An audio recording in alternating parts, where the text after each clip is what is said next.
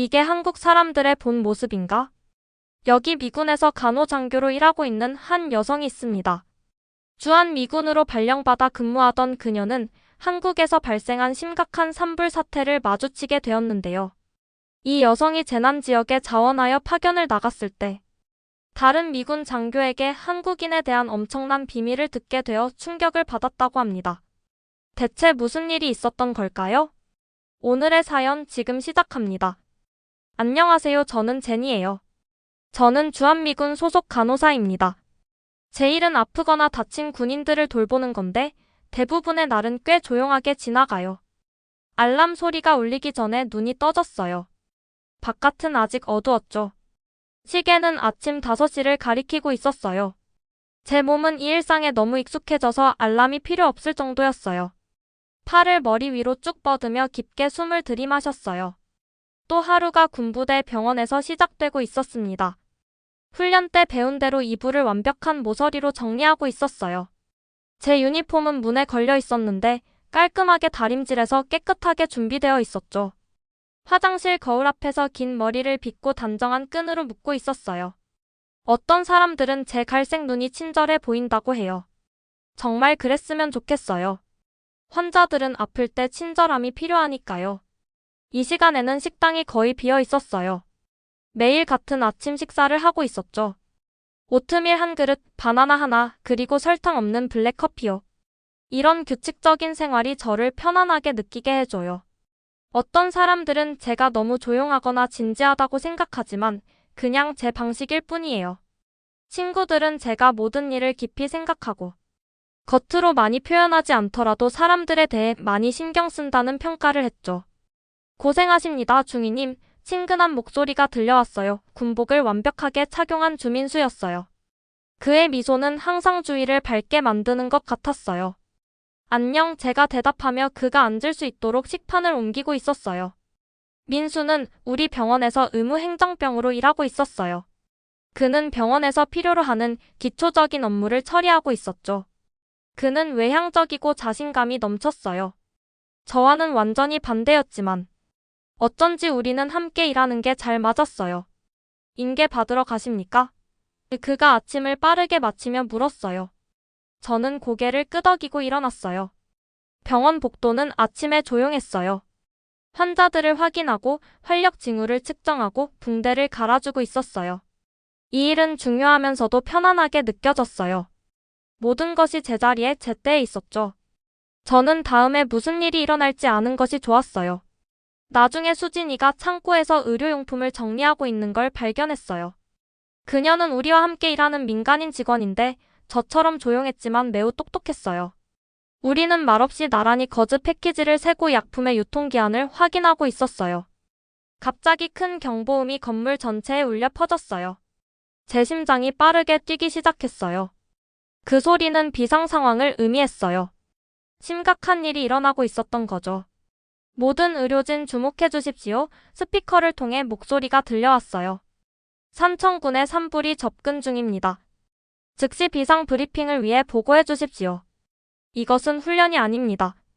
수진이와 저는 서로를 바라봤어요. 그녀의 눈은 커졌지만 얼굴은 차분하게 유지되고 있었어요. 우리는 지휘센터로 달려갔는데 거기서 스크린은 끔찍한 광경을 보여주고 있었어요. 주황색 불길이 산비탈을 집어삼키고 있었고 연기가 환한 검은 구름처럼 하늘을 뒤덮고 있었죠. 리처드슨 대령이 방 앞에 서 있었어요. 헬리콥터 지원 및 민간인을 위한 자원 의료팀이 필요하다. 사람들이 갇혀있고 부상당한 상황이다. 첫 번째 헬리콥터는 30분 후에 출발하는 것으로 알도록. 생각할 것도 없이 제 손이 올라갔어요. 제가 가겠습니다, 대령님. 민수와 수진이도 자원했어요. 우리가 비상키트를 준비하는 동안 군의관인 존 테일러 대위가 우리 팀에 합류했어요. 그는 조용하지만 강인함이 있었죠. 우리가 헬리콥터에 물품을 싣는 동안 그가 제 심장을 더 빠르게 뛰게 하는 말을 했어요. 이건 제가 휴가 중에 갇혔던 LA 산부를 생각나게 해요. 그가 말했어요.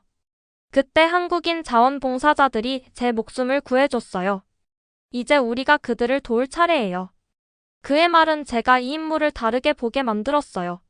그냥 또 다른 일이 아니었어요. 더 크고 중요한 일이 일어나려고 하는 것처럼 느껴지고 있었어요. 헬리콥터에 올라타면서 아래로 작아지는 기지를 내려다봤어요. 제 안전하고 질서정연한 세계가 멀어지고 있었죠. 앞에는 연기 위험 그리고 도움이 필요한 사람들이 있었어요. 무섭기도 했지만 동시에 준비가 되어 있다고 느끼고 있었어요. 제 안에 무언가가 이 임무가 저를 영원히 바꿔놓을 거라는 걸 알고 있었어요. 헬리콥터가 짙은 연기를 뚫고 날면서 흔들리고 있었어요. 제 무릎 위에 있는 구급 상자를 너무 꽉 잡고 있어서 손가락 마디가 하얗게 변해 있었죠. 파일럿의 목소리가 헤드셋을 통해 들려왔지만 공기를 가르는 프로펠러 소리 때문에 잘 들리지 않고 있었어요. 착륙 지점까지 10분. 학교 체육관이 비상 대피소로 바뀌었습니다. 작은 창문으로 밖을 내다보니 속이 확 내려앉았어요. 아래쪽으로는 세상이 불타고 있었죠. 산천군의 아름다운 녹색 산들이 이제는 성난 주황색 불꽃으로 뒤덮여 있었어요.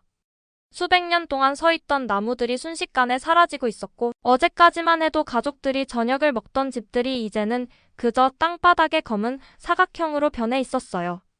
연기 흡입 사례가 수십 건 라디오에서 보고하고 있었어요. 심각한 화상 몇 건. 노인과 아이들이 많습니다. 그 말들이 제 머릿속에서 메아리치고 있었어요. 한꺼번에 너무 많은 사람들이 도움을 필요로 하고 있었죠. 제가 실수하면 어쩌지?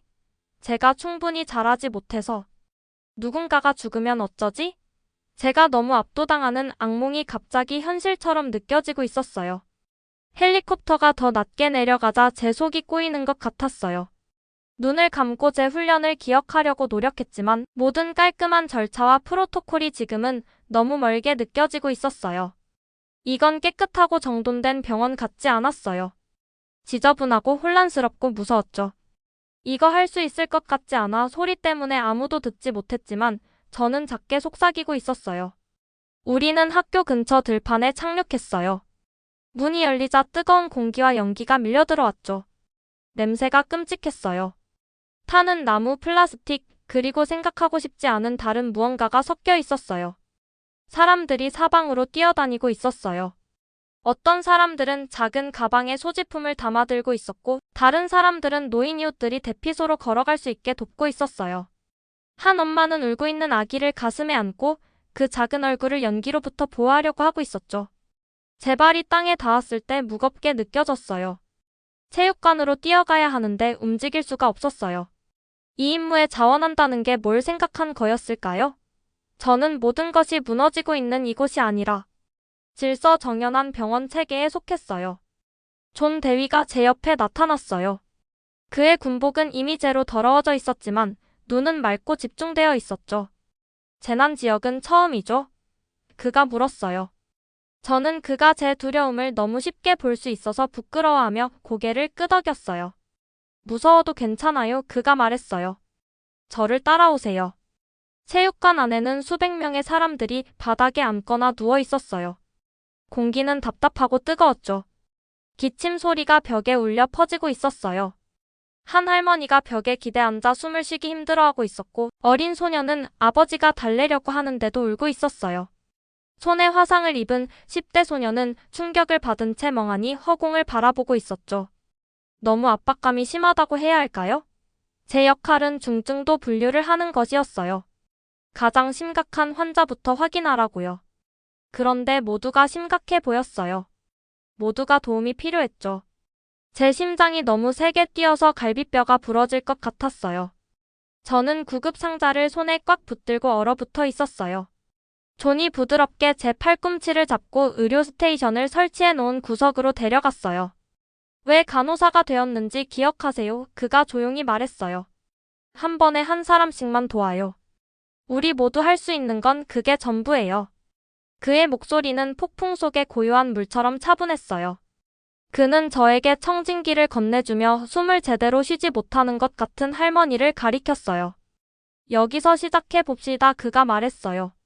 제가 할머니 옆에 무릎을 꿇고 있는 동안 존은 LA 산불에 대해 이야기해 주었어요. 그는 휴가 중이었고 작은 호텔에 머물고 있었는데 불이 너무 빨리 번져서 제대로 대피할 수 없었대요. 한국계 미국인 자원봉사자들이 연기 때문에 혼란스러워하고 기침하는 그를 발견했고 젖은 수건으로 숨을 쉴 수 있게 해주고 그들의 밴으로 안전한 곳까지 데려다 주었대요. 저는 그들을 몰랐어요. 그들도 저를 몰랐죠. 조니 할머니가 더 쉽게 숨을 쉴 수 있도록 함께 일하면서 말했어요. 하지만 그 순간에는 제가 어디서 왔는지, 어떤 언어를 사용하는지는 중요하지 않았어요. 그저 인간이 인간을 돕는 거였죠. 저는 존이 일하는 방식을 지켜보고 있었어요. 조심스럽고 천천히 집중해서요. 그는 단지 신체적인 문제만 치료하지 않았어요. 많은 사람들이 영어를 이해하지 못하더라도 부드럽게 말을 걸고 있었죠. 어깨를 부드럽게 만지고 눈을 마주치고 있었어요. 당신은 혼자가 아니에요 라고 말하는 작은 행동들이었죠. 시간이 흐르는 게 느껴지지 않았어요. 환자들 위로 몸을 굽히느라 등이 아프고 연기 때문에 목이 아프기도 했지만 제가 돕는 각 사람마다 제 안의 두려움은 조금씩 작아지고 있었어요. 환자에서 환자로 이동하며 호흡을 확인하고 화상을 처치하고 약을 주고 있었어요. 어떤 경우는 간단했고 다른 경우는 더 어려웠지만 존은 제가 망설일 때마다 가까이서 저를 안내해주고 있었어요. 밤이 찾아왔지만 체육관 안에서는 거의 알아채지 못했어요. 비상등이 벽에 이상한 그림자를 들이우고 있었죠. 저는 거의 20시간 동안 계속 일하고 있었는데 멈추는 것이 불가능하게 느껴졌어요. 너무 많은 사람들이 여전히 도움을 필요로 하고 있었으니까요. 한 할머니가 제가 화상 입은 팔에 새 붕대를 감아들인 후 제 손을 꼭 잡았어요. 그녀의 피부는 종이처럼 얇고 섬세하게 느껴졌지만 힘은 놀라울 정도로 강했어요. 감사합니다. 그녀가 말했어요. 제가 몇 안 되는 한국어 단어를 알지만 이건 이해할 수 있었어요. 그녀의 눈이 저를 바라보고 있었고 우리 사이에 무언가가 오갔어요. 번역이 필요 없는 무언가. 인간 대 인간. 영혼 대 영혼. 존이 방 건너편에서 우리의 교류를 알아차리고 살짝 고개를 끄덕였어요. 나중에 우리가 몇 시간 만에 처음으로 휴식을 취했을 때 저는 그를 밖에 앉아 산비탈에서 여전히 타고 있는 먼 불을 바라보고 있는 채로 발견했어요. 당신이 느낀 그 연결, 그가 저에게 물병을 건네며 말했어요. 그게 가장 중요한 거예요. 절차나 장비가 아니라요. 인간적인 연결이 의무를 다른 것으로 바꿔요. 목적 같은 것으로요. 저는 그의 말을 생각하며 물을 천천히 마시고 있었어요. 더 일찍 저를 마비시켰던 두려움이 완전히 사라지지는 않았지만 이제 그 옆에 새로운 무언가가 있었어요. 제가 있어야 할 곳에 정확히 있다는 느낌이었죠. 이 느낌을 기억하세요. 존이 불타는 산을 바라보며 말했어요. 일이 더 어려워질 때 당신을 지탱해 줄 거예요. 저는 그가 더 어려워지리라는 말의 의미를 묻지 않았어요. 오늘 밤은 이미 제가 전에 상상할 수 없었던 고통을 보여주었으니까요. 하지만 멀리서 춤추는 불꽃을 바라보면서 저는 제 안에서 무언가가 변하고 있는 것을 느꼈어요. 제가 존재하는지도 몰랐던 방으로 문이 열리는 것 같았어요. 내일은 새로운 도전을 가져올 거예요. 하지만 오늘 밤 저는 두려움에서 벗어나 더 강한 무언가를 향해 첫 걸음을 내딛고 있었어요. 연기와 피로 때문에 눈이 따갑게 아프고 있었어요. 깔끔하고 단정했던 제 복장은 이제 재와 흙으로 회색이 되어 있었죠. 하지만 저는 계속해서 체육관 대피소의 환자들을 돌보고 있었어요. 제 몸은 저절로 움직이고 있었고 제 정신은 이상하고 붕뜬 느낌이었어요. 마치 멀리서 제 자신을 지켜보고 있는 것 같았죠. 떠오르는 태양이 창문을 통해 주황빛을 보내고 있었어요. 그 빛이 불을 연상시키지만 않았다면 정말 아름다웠을 거예요. 수진이가 말없이 저에게 물 한 컵을 건네주었어요. 그녀의 눈 밑에는 다크서클이 드리워져 있었지만 여전히 조용하고 차분하게 움직이고 있었어요. 우리는 많은 말이 필요 없는 하나의 팀이 되어 있었죠. 갑자기 민수가 문을 열고 뛰어들어왔어요. 평소의 차분한 표정이 걱정스러워 보였죠. 방 안의 모든 사람들이 뭔가 잘못되었다는 걸 느낄 수 있었어요. 바람 방향이 바뀌었어요. 민수가 모두가 들을 수 있을 만큼 큰 목소리로 말했어요. 이제 불이 동쪽에서 오고 있어요. 모두를 대피시킬 시간이 20분밖에 없어요. 방 안이 두려움에 찬 목소리로 가득 차고 있었어요. 한 여자분이 울기 시작했고 한 노인은 일어서려다 다시 주저앉았어요. 제 심장이 빠르게 뛰고 있었지만 어제와는 다른 무언가가 제 안에서 느껴지고 있었어요. 두려움에 얼어붙는 대신 제 마음이 맑고 날카로워지고 있었어요. 민수, 제 목소리의 강함에 놀라면서 제가 불렀어요. 4명씩 팀을 만들어요. 의료진 1명의 도우미 3명. 수진 씨, 어떤 환자들이 먼저 나가야 하는지 확인해 주세요. 존, 헬리콥터 조종사들과 이야기해봐요. 제가 계획하지 않았는데도 말이 제 입에서 나오고 있었어요. 어제는 한 사람을 돕는 것조차 두려웠는데 오늘은 전체 대피를 조직하고 있었어요. 저 같지 않다는 느낌이 들면서도 동시에 제가 되어야 할 사람이 바로 이런 모습이라는 느낌이 들고 있었어요. 사람들이 제 지시를 따라 빠르게 움직이고 있었어요. 저는 환자에서 환자로 걸어가며 빠른 결정을 내리고 있었죠. 이 여성은 산소가 필요해요. 그녀가 먼저 나가요. 이 남자는 도움을 받으면 걸을 수 있어요. 그는 2번째 그룹으로 가요. 이 아이는 여기에 부모님이 없어요. 누군가 아이와 함께 있어야 해요. 밖에서는 연기가 태양을 가려 하늘이 더 어두워지고 있었어요. 공기가 두껍고 뜨거워서 숨쉬기 힘들었어요. 군용 헬리콥터들이 들판에 하나씩 착륙하고 있었고 그 날개들은 연기를 원형으로 밀어내고 있었어요. 군인들과 현지 자원봉사자들이 환자들을 차량에 태우고 있었죠. 모두가 마치 하나의 몸의 부분들처럼 함께 일하고 있었어요. 마지막 헬리콥터까지 5분. 존이 소음 너머로 외쳤어요. 우리가 거의 모든 사람을 대피시켰을 때 수진이가 평소의 차분한 표정이 아닌 진짜 두려움을 보이며 저에게 달려왔어요. 박 할머니가 안 계세요. 그녀가 말했어요. 호흡 곤란이 있으신 그 할머니요. 밖에 안 계세요. 생각할 것도 없이 저는 돌아서서 체육관을 향해 달리기 시작했어요. 민수가 멈추라고 외치는 소리가 들렸지만 계속 달리고 있었어요. 한 걸음 한 걸음마다 연기가 더 짙어지고 있었어요. 눈물이 나고 폐가 타는 것 같았어요. 체육관 안은 어둡고 텅 비어 있었어요. 담요와 의료용품이 바닥에 흩어져 있었죠. 소리를 질러봤지만 제 목소리가 큰 공간에서 작게 들리고 있었어요. 그리고 그녀를 발견했어요. 박할머니, 어제 저에게 감사하다고 말씀하셨던 그분이었어요. 산소 마스크가 느슨하게 걸린 채로 구석에 혼란스러운 표정으로 앉아 계셨어요. 혼란 속에서 길을 잃으신 거였죠. 저는 할머니 곁으로 달려가 무릎을 꿇었어요. 할머니의 호흡이 좋지 않게 들렸어요. 짧고 쌕쌕거리는 소리가 났죠. 산소 마스크를 고쳐드리고 제 간단한 한국어로 말했어요. 우리는 가야 합니다. 제가 말했어요. 저는 할머니가 일어나실 수 있게 도와드리며 할머니의 팔을 제 어깨에 둘렀어요. 할머니는 마치 속이 빈 뼈를 가진 새처럼 거의 무게가 없으셨어요. 우리는 천천히 문을 향해 움직이고 있었지만 이제 연기가 훨씬 더 심해져 있었어요. 어디로 가고 있는지 거의 보이지 않았어요. 눈이 너무 따가워서 눈을 감아야 했죠. 우리는 원을 그리며 걷고 있는 것 같았어요. 제 가슴이 조여오고 있었어요. 숨을 쉴 때마다 아팠어요. 박 할머니는 제 어깨에 더 무겁게 기대고 있었어요. 우리는 해낼 수 없을 것 같았어요. 두려움 속에서도 분명한 생각이 들었어요. 실패했구나. 그때 연기 속에서 모습이 나타났어요. 키가 크고 단단한 군인의 모습이었죠. 강한 손이 박 할머니의 다른 쪽을 받치고 있었어요. 존이었어요. 당신이 그녀를 위해 돌아올 줄 알았어요. 그가 목소리가 웅얼거리며 말했어요. 함께 나가요. 존의 도움으로 우리는 더 빨리 움직일 수 있었어요. 밖에서는 마지막 헬리콥터가 프로펠러가 이미 돌아가는 채로 기다리고 있었어요. 불이 이제 가까이 와 있었어요. 제 등에서 환한 숨결처럼 그 열기를 느낄 수 있었죠. 우리는 박 할머니를 헬리콥터에 태우고 그 뒤를 따라 올라갔어요. 우리가 공중으로 올라가면서 아래를 내려다봤어요. 우리가 방금 떠난 체육관이 불길에 삼켜지고 있었어요. 그 광경이 저를 겁에 질리게 해야 했는데 대신 새롭고 놀라운 무언가를 느끼고 있었어요. 자부심이었죠. 이기적인 종류가 아니라 더 깊은 무언가였어요. 저는 불과 마주했고 도망가지 않았어요. 제 안에서 선을 넘었고 이전의 저로 돌아갈 수 없게 되었어요. 우리는 불에서 더 멀리 떨어진 2번째 대피소로 날아갔어요. 하지만 거기에는 새로운 문제들이 기다리고 있었어요.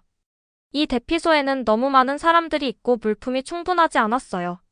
일부 지역 공무원들은 누가 책임자가 되어야 하는지에 대해 우리 군 지도자들과 논쟁하고 있었죠. 모두가 지치고 스트레스를 받고 있었어요. 그들은 외국 군대가 결정을 내리는 것을 원하지 않아요. 민수가 지역 비상관리자와 격렬한 대화를 나눈 후 설명했어요. 우리가 장악하고 있다고 느끼는 것 같아요. 예전에 저라면 뒤로 물러서서 다른 사람이 이 문제를 처리하게 했을 거예요. 하지만 저는 더 이상 그 사람이 아니었어요. 그럼 이끄는 대신 지원해요. 제가 우리 팀에게 말했어요. 여기는 그들의 지역사회, 그들의 집이에요. 우리는 통제하러 온 게 아니라 돕기 위해 여기 있는 거예요. 이 간단한 변화로 모든 것이 더 잘 돌아가기 시작했어요. 수진이가 부드럽게 지역 공무원들에게 말하며 우리의 도움 제안을 통역하고 있었어요. 민수는 한국인과 미국인 자원봉사자들의 혼합팀을 조직하고 있었고, 존은 지역 의사들에게 그가 전투에서 배운 응급기술을 가르치고 있었어요. 저는 환자들을 돕는 일과 제 팀을 지원하는 일 사이를 오가고 있었어요. 민수가 까다로운 공무원 때문에 좌절할 때 저는 우리가 왜 여기 있는지 상기시켜 주었어요. 수진이가 휴식 없이 너무 오래 일할 때 저는 그녀를 쉬게 했죠. 존이 자신을 너무 몰아붙일 때 저는 그의 짐을 함께 나누었어요. 낮이 밤이 되고 밤이 다시 낮이 되었어요. 우리는 제가 질서정연한 병원 생활에서 상상도 못했던 문제들을 마주하고 있었어요. 약이 떨어지고 더러운 물을 처리하고 모든 것을 잃은 사람들을 돕는 것. 각각의 문제가 우리를 시험하고 있었지만 함께 우리는 해결책을 찾아내고 있었어요. 셋째 날 밤, 우리가 쌀과 채소로 된 간단한 식사를 하고 있을 때 수진이가 저를 고민하게 만드는 말을 했어요. 우리는 이제 한국인이나 미국인이 아니에요. 그녀가 조용히 말했어요. 그저 사람들을 돕는 사람들일 뿐이죠. 그녀의 말은 존이 LA 화재 경험에 대해 저에게 말했던 것과 같은 말이었어요. 저는 우리 팀을 둘러보았어요. 민수의 자신감 넘치는 리더십, 수진의 조용한 지혜, 존의 꾸준한 용기. 우리는 너무 달랐고 다른 장소와 배경에서 왔어요. 하지만 여기 이 재난 속에서 그 차이점들은 중요하지 않았어요. 중요한 것은 우리의 도움으로 다시 숨을 쉴 수 있게 된 노인이었어요. 중요한 것은 민수가 웃게 만들었을 때 울음을 그친 아이였어요. 중요한 것은 우리가 이 사람들과 불 사이에 서 있다는 것, 그게 우리의 일이어서가 아니라 우리가 그렇게 되어가고 있었기 때문이었어요. 저는 제 안에서 경계를 넘었고 이 사람들, 그러니까 민수, 수진, 존, 그리고 우리가 돕는 모든 환자들, 그들은 여정에서 제 동료들이었어요. 함께 우리는 불, 탈진, 두려움의 시험들에 맞서고 있었어요. 그리고 어쩐지 한 걸음씩 우리는 이겨내고 있었어요. 산불이 시작된 지 닷새째 되는 아침에 비가 내리고 있었어요. 저는 의료 텐트 밖에 서서 하늘을 향해 얼굴을 들고 있었죠. 시원한 빗방울이 제 피부에서 젤을 씻어내고 있었어요. 며칠 만에 처음으로 가슴이 아프지 않게 숨을 쉴 수 있었어요. 그 비는 마치 선물 같았고 마지막 남은 불들을 끄는데 도움을 주고 있었죠. 좋은 소식이에요. 민수가 비 속에서 제게 합류하며 말했어요. 대피 과정에서 아무도 사망하지 않았어요. 모두를 안전하게 대피시켰어요. 이 말을 듣고 기뻐해야 했어요. 우리는 사람들을 구하기 위해 정말 열심히 일했으니까요. 하지만 불에 타버린 모든 집들을 생각하면 여전히 마음이 무거웠어요. 너무 많은 사람들이 모든 것을 잃었어요. 집, 농장, 추억이 가득한 사진첩이 모두 불에 사라졌죠. 불이 꺼졌다고 해서 고통이 끝난 것은 아니었어요. 의료 텐트 안에서 박할머니를 확인하고 있었어요. 오늘은 호흡 소리가 더 나아 보였지만 연기로부터 폐가 회복되도록 돕기 위해 여전히 산소가 필요한 상태였어요. 할머니는 저를 보다 미소를 지으며 제 손을 토닥거려 주셨어요.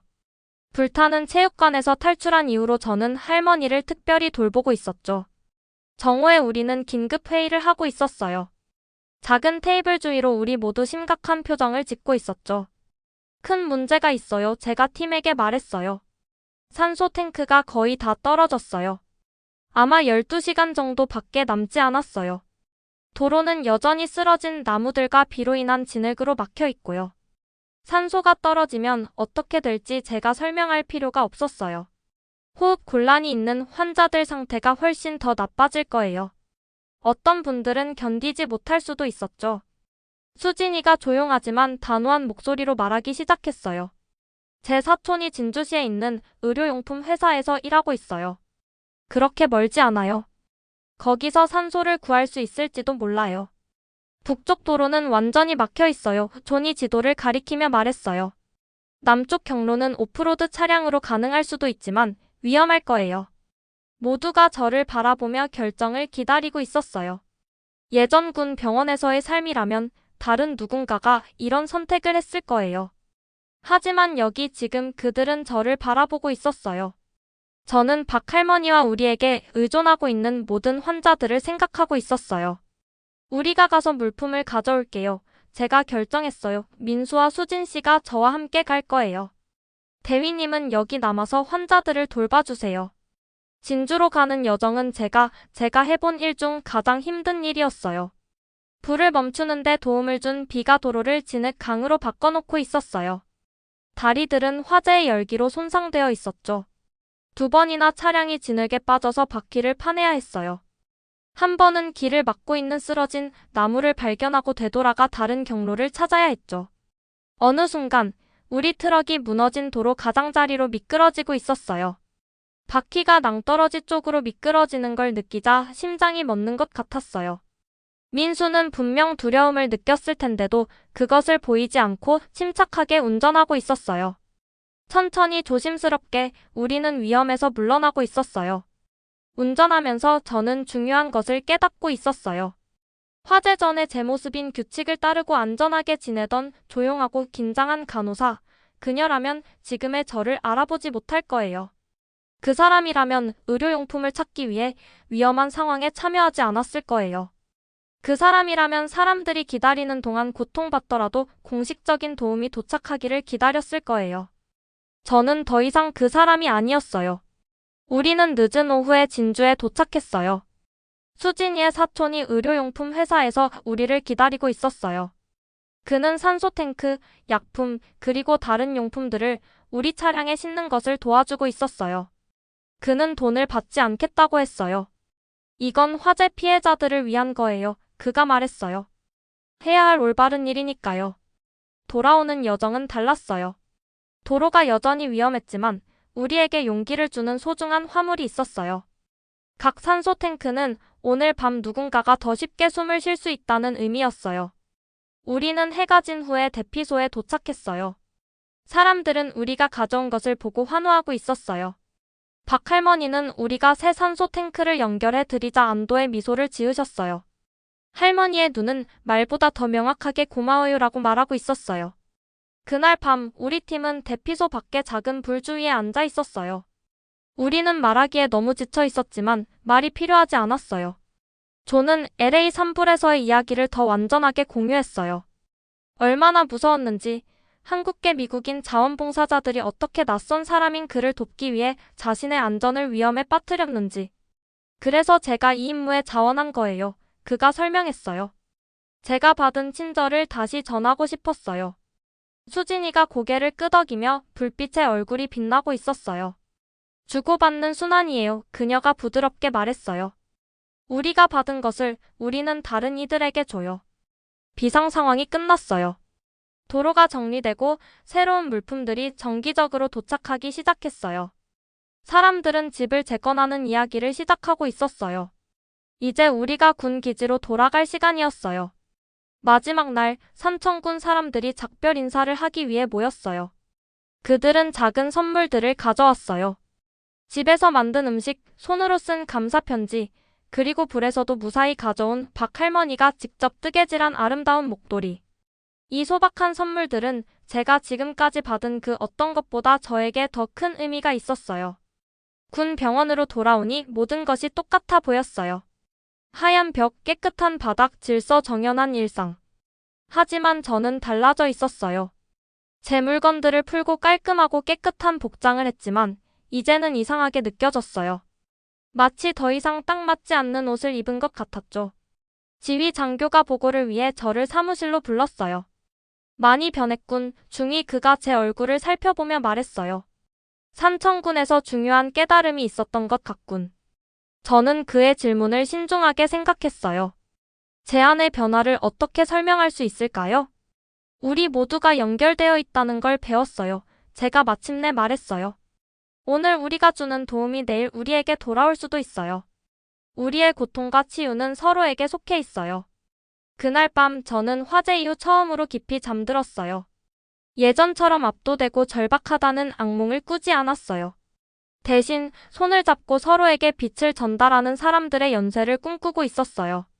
각 사람은 빛을 받고 그것을 앞으로 전달하고 있었죠. 그 연쇄는 제가 볼 수 있는 것보다 더 멀리 뻗어 있었어요. 아침에 저는 근처 지방에 도움이 필요한 일이 생겼다는 소식을 들었어요. 망설임 없이 비상대응팀에 자원했어요. 더 이상 두렵지 않았어요. 이제 다른 사람을 돕는 것이 단지 제 일이 아니라 제가 누구인지를 보여주는 것임을 알고 있었어요.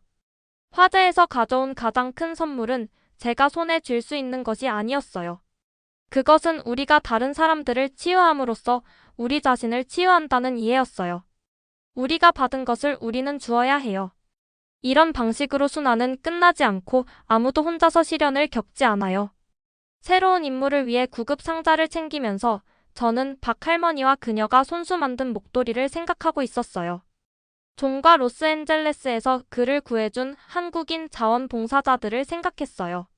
민수의 용기와 수진이의 진정한 지혜를 생각했어요. 우리가 함께 겪은 일로 저는 영원히 변했어요.